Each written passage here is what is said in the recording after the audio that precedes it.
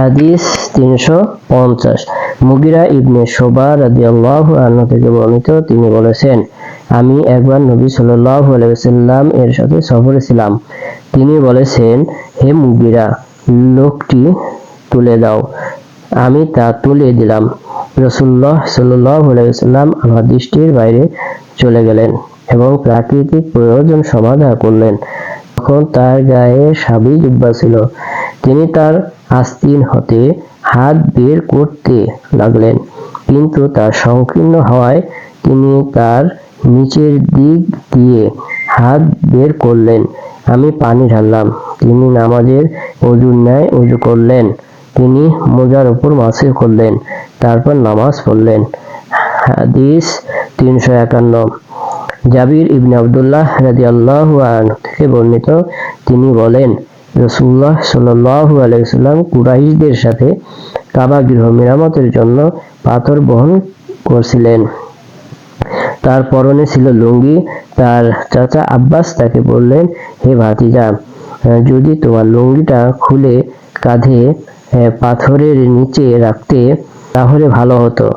রাবী বলেন, তিনি তা খুলে নিজের কাঁধে রাখলেন এবং সেই মুহূর্তে মূর্ছিত হয়ে পড়লেন। এরপর আর কখনো তাকে উলঙ্গ হতে দেখা যায়নি। হাদিস 352। আবু হুরায়রা রাদিয়াল্লাহু আনহু থেকে বর্ণিত, তিনি বলেন, একজন লোক দাঁড়ালো এবং নবী সাল্লাল্লাহু আলাইহি ওয়াসাল্লাম এক কাপড়ে নামাজ পড়া সম্পর্কে জিজ্ঞেস করল। তিনি বললেন, তোমাদের প্রত্যেকের কাছে কি দুটো করে কাপড় আছে? তারপর একজন লোক ওমরকে একই প্রশ্ন করল। তিনি বললেন, আল্লাহ তোমাদের সংগতি দিলে তোমরাও নিজেদের সংগতি প্রকাশ করো। কেউ ইচ্ছা করলে একাধিক কাপড় পরতে পারে, যেমন একজন লোক লুঙ্গি ও চাদর, লুঙ্গি ও জামা, লুঙ্গি ও কুবা, পাজামা ও চাদর, পাজামা ও জামা, পাজামা ও কুবা, তুব্বান ও কুবা, তুব্বান ও জামা একসাথে পরে নামাজ পড়তে পারে। আবু হুরায়রা রাদিয়াল্লাহু আনহু বলেন, আমার মনে হয় ওমর এও বলেছেন তুব্বা ও চাদর। হাদিস 353।